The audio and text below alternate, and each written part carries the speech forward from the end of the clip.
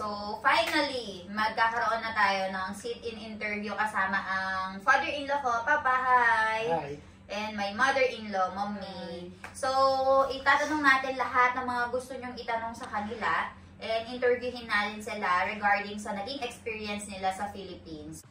Which place in the Philippines did you like the most and why? Yeah, guys, when it comes to Philippines and Indian culture, ang dapat daw na i-adapt ng mga Indians sa mga Filipinos ay yung woman empowerment.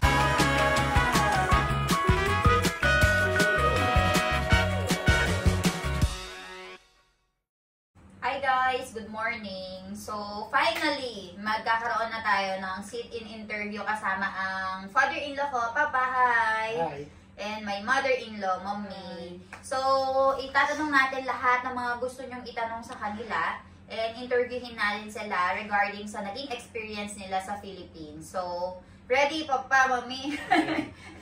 So, first question is, what was your very first thought when you landed the Philippines? First impression. May Philippines pelaya, tane, what is your first impression? હવે પહેલા ઉતરા ને એટલે ઉતરતા હાથે જે ત્યાંનું એરપોર્ટ છે ને એરપોર્ટ પર બધા જે કર્મચારીઓ છે એ કર્મચારીઓ આપણને તરત મદદ કરવા આવે બોલો સાહેબ શું છે શું કામ છે તમારે શું પૂછવા છે તમે બોલો એવું બધા સામે ચાલીને આપણને પૂછે સ્ટાફ જોરદાર બધો એરપોર્ટનો સ્ટાફ બહુ જોરદાર. Because guys, yung first impression daw nila ay yung mga staff sa airport. Sobrang helpful, sobrang maasikaso. Polite. Gusto nyo, very polite.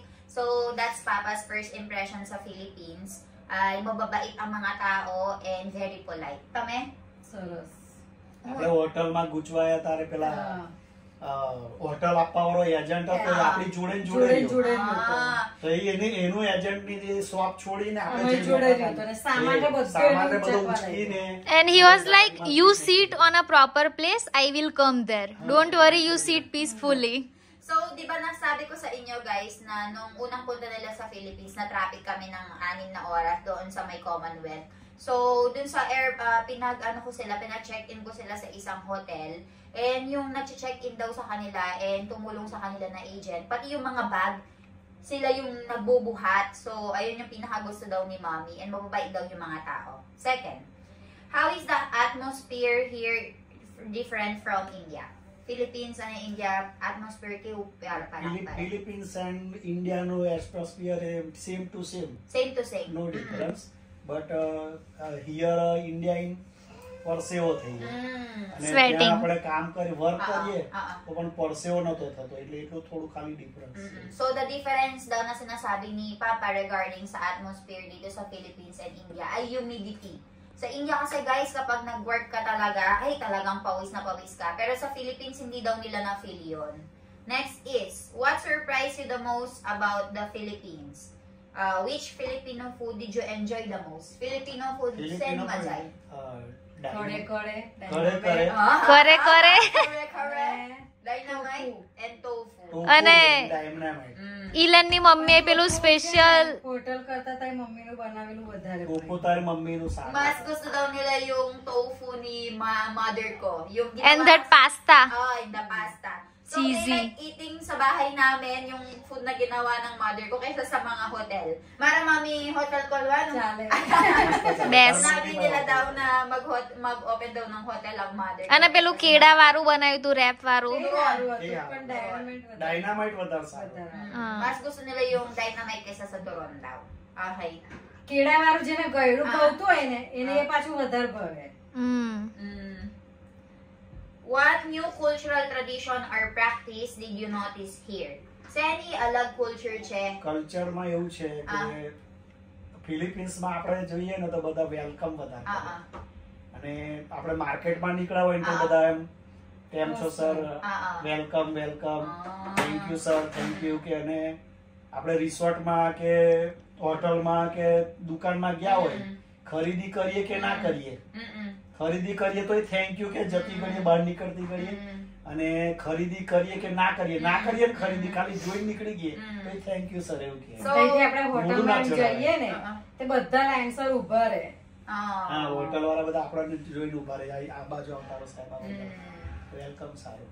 So, yung gusto daw nila sa Filipino culture ay yung kahit na hindi ka bibili sa isang tindahan, welcome na welcome ka, and kapag aalis ka, magte-thank you pa rin sila. And kapag pumunta daw sa hotel, yung mga staff ay tatayo talaga, and ano pong gusto nyo, ano pong maipaglilingkod namin sa inyo, yung hospitality ng mga Filipino. Thank you po. Thank you po. Thank you po. Thank you po. When it comes to Philippine mentality, Papa and Mommy, what do you think the Indians should adapt to Filipinos? From Filipinos? આપણા ઇન્ડિયામાં છે ને લેડીઝની સંખ્યા ઓછી છે, કેમ કે આપણે પુરુષ પ્રધાન દેશ છે. બધા પુરુષને વધારે એટલે છોકરાઓ વધારે જન્મ આપે, બર્થડે કરે. જ્યારે ફિલિપિન્સમાં કેવું છે, લગભગ મેં જોયું ને તો લેડીઝની સંખ્યા વધારે છે અને પુરુષોની સંખ્યા માપની છે.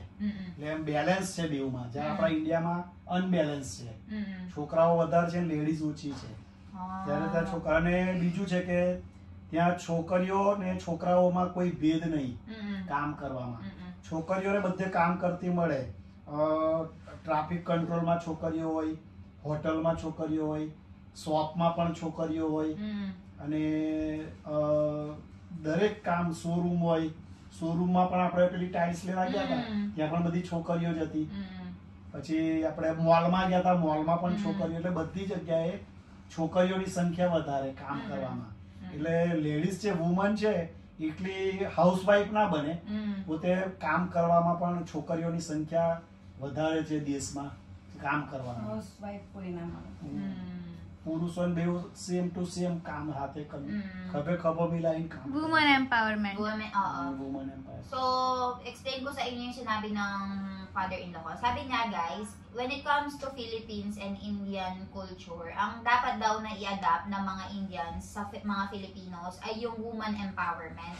Kasi, yung ginan ko, naglibot-libot nga sila pagdating nila sa Pilipinas, and napansin nila na yung mga babae, hindi lang sa bahay, hindi lang sila housewife, nagtatrabaho din sila sa labas. Nasa may traffic sila, nasa may mga stores, nasa mga bilihan ng kung ano-ano, mga hotel and restaurants. Kasi dito sa India, guys, mapapansin mo talaga na pati yung mga mananahe dito sa India ay mga lalaki.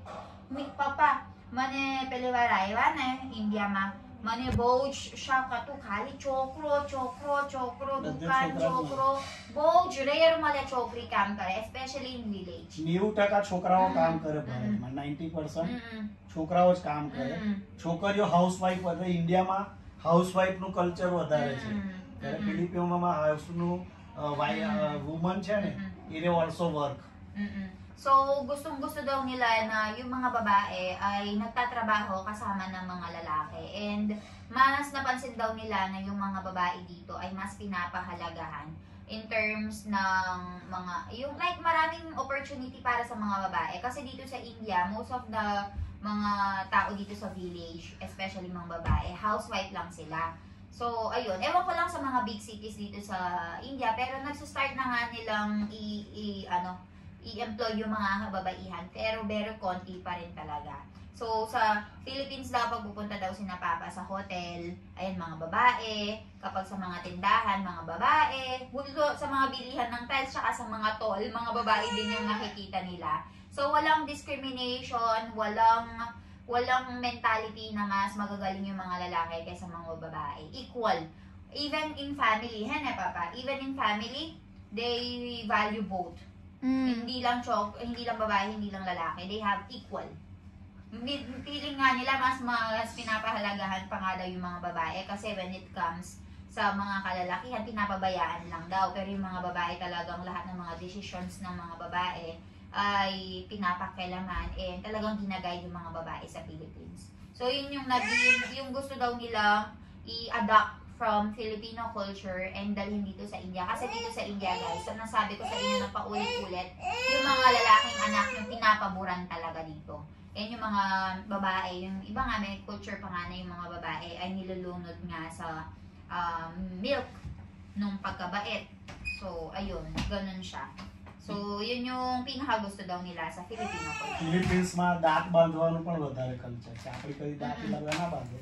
દાંત બાઇન્ડિંગનું લગભગ બધી જ છોકરીઓ બધા. So, yung mga pinsan ko kasi, guys, Yung mga pinsan ko kasi, especially lahat halos mga naka-braces, pati yung kapatid ko. So, napansin ni Papa na yung mga braces culture daw ay mas marami sa Philippines kaysa sa India. And laging yung mga buhok nila ay rebonded. Like this, rebonded. Pero dito sa India talagang nakapusod, nakatali. So, yun yung napansin daw nila. Which place in the Philippines did you like the most and why? આપણે રિસોર્ટ પરથી પેલા બીજા સ્ટીમર પેલા એમાં બેહીને ગયા હતા ને Puerto Galera. પોર્ટો ગેલેરા બોટમાં બેહીને ગયા હતા. ફેરી. બહુ જોરદાર હતું તૈયાર. લેન્ડ વાળું રે જોરદાર હતું ને સમુદ્રમાં બી જોરદાર હતું. So, ang pinakagusto daw nilang lugar, kasi guys, dalawang lugar lang naman yung pinuntahan namin because of the weather, di ba? Nagpunta kami ng Zambales and Puerto Galera. So, ang pinaka na-enjoy daw nila ay yung sumakay kami ng ferry and then nag-swimming daw sila or island hopping. If you live in the Philippines for a year, what would be the hardest thing to adjust? So, any hardest thing adjust karon? Egvaras રહેવાનું છે ને Philippines? ખાવાનું અઘરું પડે. Indian food અલગ આવે અને ત્યાંનું અલગ આવે એટલે જમવામાં થોડી તકલીફ પડે. So, ang pinakamahihirapan daw sila ay yung pagkain. Kasi diba guys, just like what I've told you, hindi sila kumakain ng onion garlic, tas pure vegetarian. So, sa Philippines, medyo konti lang yung option. So, we just managed to make them taste yung kare-kare, vegetable kare-kare, yung tokwa, at saka yung dynamite and turon. Pero nagustuhan naman nila yon. Pero yun nga lang, limited option yung maibibigay natin sa kanila. Remember adobong kangkong? Pelaboj lambo atute? Yung adobong kangkong na kinain nila sa Puerto Galera, hindi man nila tinikman. Pero lila color mo ito na tofu જોડે ઘાસ જેવું. For us, okay siya, masarap siya, pero they don't like it. So, they will have a hard time in adjusting. What Filipino habit or lifestyle do you find the most interesting? Sa any lifestyle તમે બહુ જ ગમત છે, interesting લાગ્યું ફિલિપિનો માં?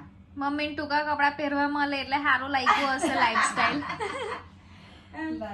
ત્યાં છે ને કપડા પહેરવાની બધી છૂટ છે. એકબીજાને ગમે જજ ના કપડા કરે. પહેરાય, કોઈને જજ ના, જેને જેવા કપડા પહેરે. જો ને આને તો કેવા પહેર્યા છે એવું કોઈ કેટલું ના. ટૂંકું પહેર્યું છે, બધું કેવા કોઈ કપડા કપડા બાજુ પહેર્યા કોઈ જોવે જ છે. ના.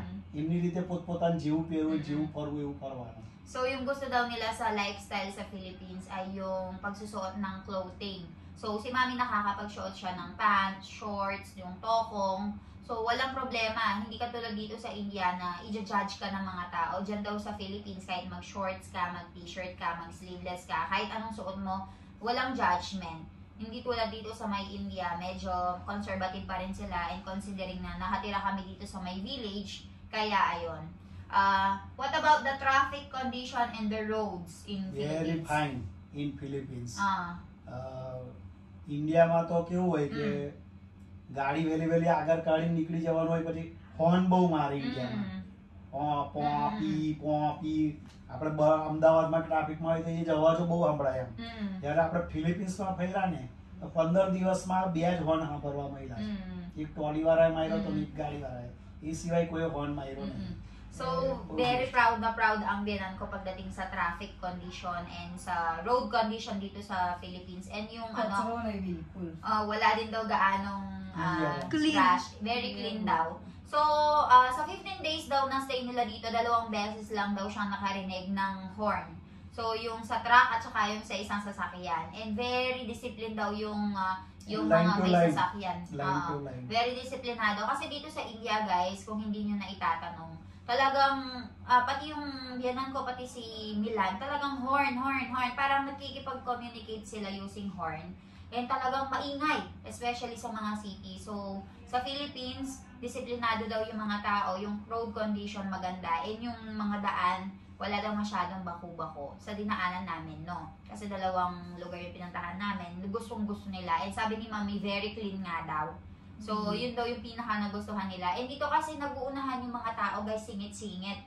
Tapos yung gusto ni Papa dito is, ito yung sasakyan, tapos yung kabila nandito. May distance. Dito sa India, cut to cut. Bumper to bumper.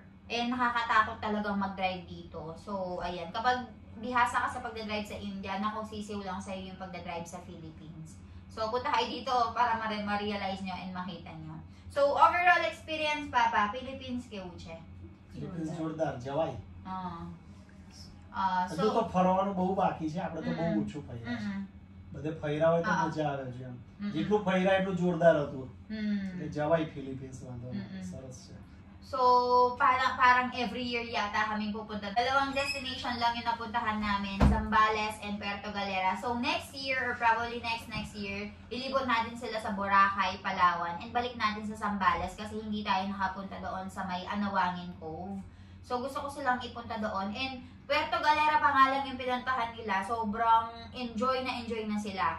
So, si Papa hindi man nga siya nag-swimming tsaka si Mami. Pero doon, full day silang nag-swimming. Nag-snorkeling. Papa, snorkeling kayo siya experience. બહુ જોરદાર, સ્વર્ગ જેવું લાગે. Para Best daw, વસ્તુ. best. So, yun yung pinaka-enjoy talaga sila pagdating sa Pilipinas. Yung snorkeling, yung umupo sila dun sa maliit na yacht or maliit na boat. Tapos, naglibot-libot kami, nag-island hopping kami. And si Mami talaga, nag-banana boat. Banana boat, behigan tame. So, yun yung pinaka-gusto niya, guys. So, ayun, that's it for our small interview. I'll see you all tomorrow. Bye-bye.